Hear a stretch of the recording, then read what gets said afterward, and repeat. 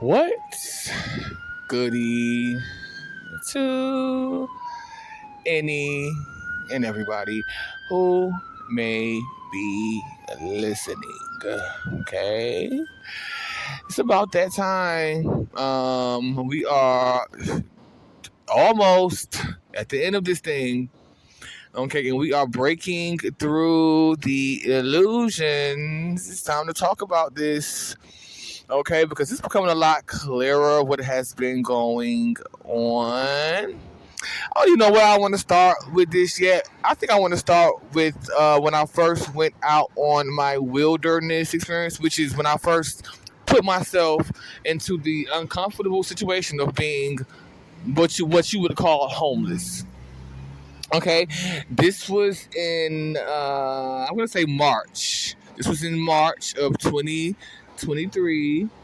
I was still living in these hostels, and it's the same hostel where I encountered my counterpart or my other whole.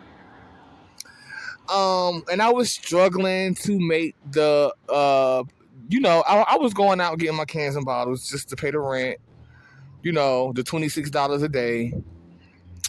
And I just decided to let it go. But that was spirit talking to me. That was spirit telling me to let it go, to release that load, and to put myself out there. Because the cans and the bottles was like a precursor. Getting the cans and the bottles, when I started doing that, that was a precursor to putting myself all the way out there. It had to happen in steps. I wasn't just gonna put myself out there. This has to happen in steps. So anyway, I went out and put myself out there. It was March, and in LA, it was still a little cold, especially at night. And at first, I did find it kind of hard to sleep or find a place to sleep at night until I finally decided to sleep on the beach. You know, but it was still uncomfortable until I got used to it.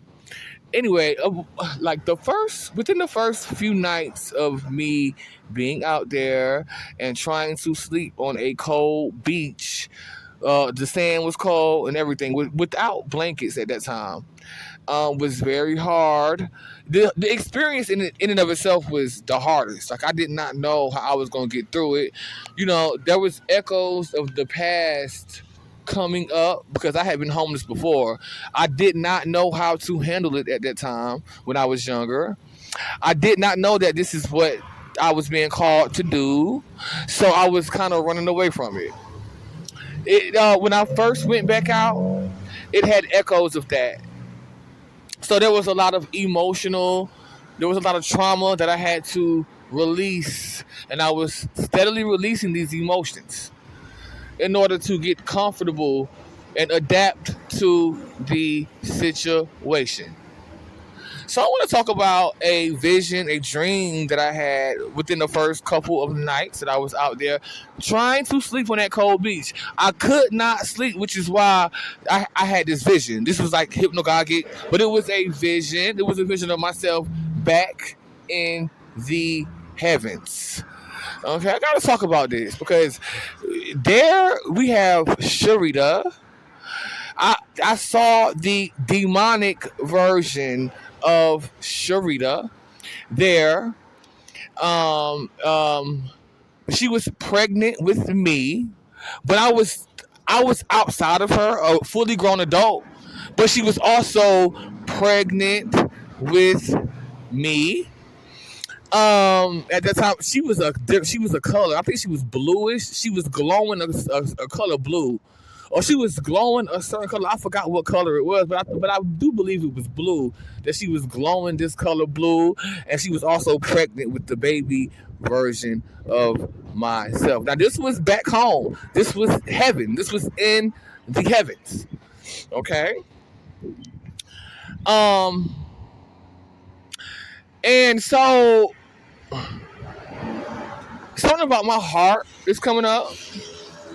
as it pertains to this situation. When I saw her out there, she expected me, or they expected me to be so angry and mad that I was going to kill her. This is what they wanted me to do inside of this vision or inside of this dream. Um, um, they expected me to stab her with that knife. Like I said, she was there, glowing blue. She was pregnant. It looked like she was about 9 months pregnant. Like she was about to give birth. Um, and I would not do it. It was because of my love for her. Because despite it all, I still do have I have love for the lady. Despite it all, that's all I wanted her to do was be a good mother, which is what she could not do because of the situation, the heavenly war, which is what I'm going to be getting into. I did not stab her with that knife. I did not. Damn, kid, I wish you would get out of my face. Get, damn. Excuse me. Motherfuckers be all in my mouth when I be trying to record or just whenever. They be on the wrong. Anyway, so I did not do it. But she wound up doing it. She did it to herself. She wound up killing herself. She wound up taking the knife and sticking it into her stomach. I can't describe to you the amount of emotion that I felt. I did not like that. I was heartbroken that she had did that to herself in that moment. Okay?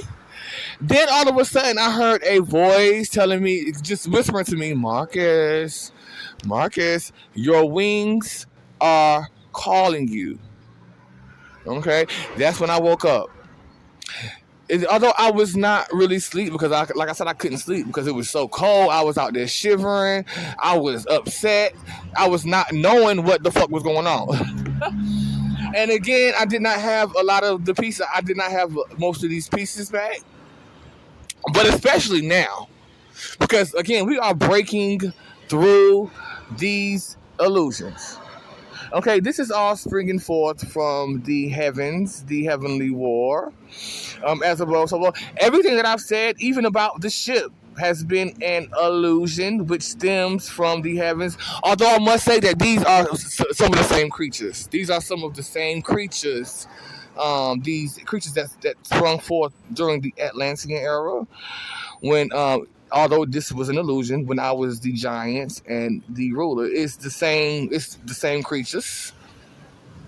Okay, these demonic forces, these bats, overgrown, oversized bats, and what you call them, pterodactyls. They look like pterodactyls, shit like that. This reptile king. Okay, very much so the same forces. Okay. So where are we going? What else? So these forces, they swooped down into the heavens. Okay. Where myself and Orumula, we are not known as Orumula. He is not Orumula, and I am also not Mother, but we are angelic, and we operate as one androgynous angel, one being. Although with what had happened with the illusions, they separated us, and this was a very painful surgical procedure where they separated us into halves. Okay. Um, and that's still becoming clear. But then we get down into the simulation, which included the part where I was thinking that we sprung forth from the light, and that we were joined by the light, and that we would go into the games. No, these games that I was talking about are illusions as well. Like, this was a loop. I looped around this before. I think I looped around here once, twice, or three times. I have looped around the same game before. I also want to talk about the individual who I know as who I called Maestro, which for me was the only reason I called him Maestro was because he reminded me of a motherfucking sewer rat. And so I put the plural form of mice with straw. Maestro, bitch. That's why I call him Maestro. But he incarnated into this lifetime as an individual by the name of Andy. Now this was an angel. Andy used to be an angel. He was one of the most powerful angels, one of the most powerful and one of the most beautiful angels. He was at one point. And this is the individual who was made to go up against myself and my counterpart. Okay, Andy is a fallen angel. Myself and my counterpart, we are not fallen. This is only as a result of the war that we are here. Andy, though, he decided to follow the opposition. Andy decided to follow the satanic forces, and thus he fell. Okay. And then so we fall down, like I said, we fall down into the illusion, which does include us in the light forms, and entering into the games, which we had looped around before. Then we fell into the bodies, into these human bodies, which are Archon made. Still, and we fell down through the chakras with myself as a different mother, a different version of a goddess in each of the chakras. Okay. Where now I'm a boy. Now I'm in a male body. Okay. We gotta talk about the magic. Now this magic, we gotta talk about this magic that they manipulated us into using throughout this simulation. So none of the stuff that we did, including my counterpart, I'm gonna have to speak for him in this instance because he was doing all that magic. Yes, he was. Now this individual was, and was doing it against me though. Doing the altar, was doing the altars and lighting the candles and casting the spells, doing the chants and the spells and the incantations is what this individual was doing. But he was manipulated into doing so, just like me, with the divination as the Gale and the coven leader. Okay, but this is essentially their magic. Myself and my counterpart, we are one unit as an angel. That's not the kind of magic we use. We use, of course, it's magic, but it's not candles. It is not altars. It is not spells, chants, incantations. It is also not trying to control another at all.